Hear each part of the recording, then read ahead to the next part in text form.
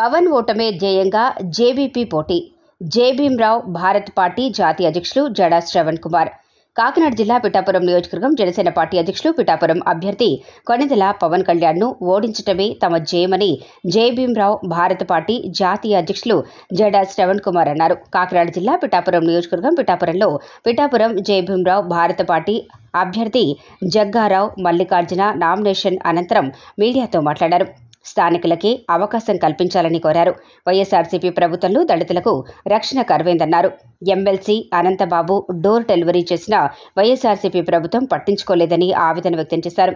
2029 నాటికి కనీసం 50 మంది ఎమ్మెల్యేలను గెలిపించుకుంటామన్నారు. తమ పార్టీ తరఫున అన్యాయం జరిగిన వారికి అండగా ఉంటామన్నారు. ఈ కార్యక్రమంలో హరీష్, కాకినాడ ఎంపీ అభ్యర్థి ఏనుగుపల్లి కృష్ణ, ప్రత్తిపాడు ఎమ్మెల్యే అభ్యర్థి జర్నలిస్ట్ వీరబాబు, తుని ఎమ్మెల్యే అభ్యర్థి, కాకినాడ సిటీ ఎమ్మెల్యే అభ్యర్థి చక్రవర్తి తదితరులు పాల్గొన్నారు. థాయిలాండ్ కంపెనీలో 1000 మంది పనిచేస్తారు. అది ఎప్పుడో 2000 సంవత్సరంలో పెట్టినటువంటి కంపెనీ. అక్కడ 2000 మంది ఉపాధి వస్తుంది. 2000 మందికి ఉపాధి వచ్చే వాళ్ళల్లో అలాంటి కంపెనీలు పెడితే చుట్టుపక్కల ఉన్న డెవలప్మెంట్ ఉన్న భూములు బాగుపడతాయి, మన పిల్లలకు ఉద్యోగాలు వస్తాయి. అలాంటి కంపెనీలు ఆంధ్రప్రదేశ్ రాష్ట్రంలో 2019 నుంచి ఈ రోజు వరకు ఒక్క కంపెనీ పెట్టారు. ఎట్లా బ్రతకాలి? ఎట్లా స్పెషల్ ఎకనామిక్ జోన్ డెవలప్ అవుతుంది? ఇతర రాష్ట్రాల నుంచి పెట్టుబడులు ఎట్లా వస్తాయి? 1,00,000 కోట్లు అప్పు తీసుకురావటం, తలా 2,000 అకౌంట్లో వేయటం, 10,000 కోట్లు అప్పు తీసుకురావటం, ఒక అమ్మఒడి వేయటం, 50,000 కోట్ల రూపాయలు 10 రూపాయలు వడ్డీకి తీసుకురావటం, నేతన్న నేస్తామని డబ్బులు వేయటం.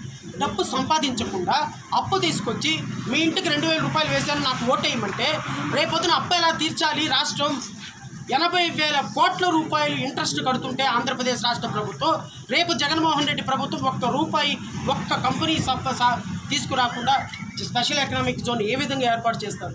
సో ప్రజలు సంక్షేమం ఎంత ఇంపార్టెంటో డెవలప్మెంట్ కూడా అంతే ఇంపార్టెంటు.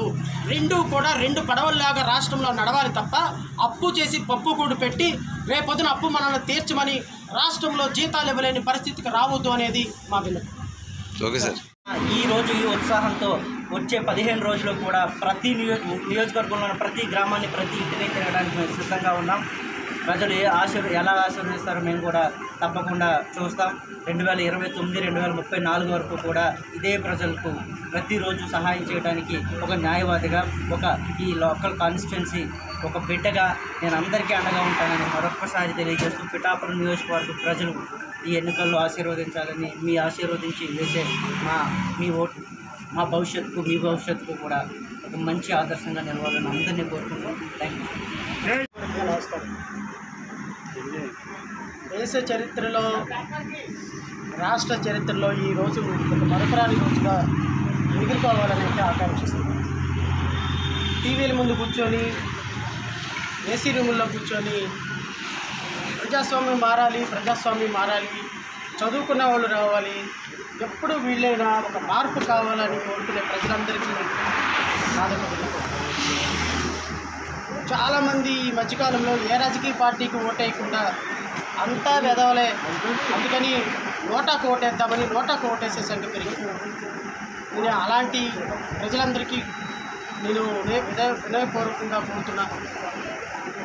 ఒక న్యాయమూర్తిగా 10 సంవత్సరాలు పనిచేసి, ఇదే జిల్లాలో పనిచేసి 38 సంవత్సరాలకి వాలంటరీ రిటైర్మెంట్ తీసుకొని 22 సంవత్సరాల సర్వీసును వదిలేసి ప్రజల కోసం, ప్రజాస్వామ్యం కోసం, ప్రజలు పడుతున్న కష్టాల కోసం, బలహీన వర్గాలు పడుతున్న బాధల కోసం, వాళ్ళను చైతన్యపరచడం కోసం, ప్రభుత్వాలు చేసే దుర్మార్గపు చర్యలను ఎదిరించడం కోసం ఒక రాజకీయ పార్టీ స్థాపించి 22 సంవత్సరాల సర్వీసును వదిలేసి ఈరోజు ప్రజాక్షేత్రంలో అడుగుపెట్టాను.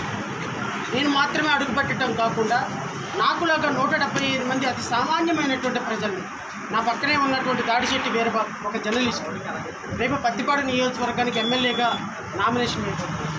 ఈరోజు జగ్గారావు మల్లికార్జున పిఠాపురం కాన్స్టిట్యున్సీ నుంచి అభ్యర్థిగా నామినేషన్ వేసినటువంటి అతను ఒక సాధారణమైనటువంటి పద్మశాలి కుటుంబానికి చెందిన ఒక బీసీ అభ్యర్థి, ఒక న్యాయవాది.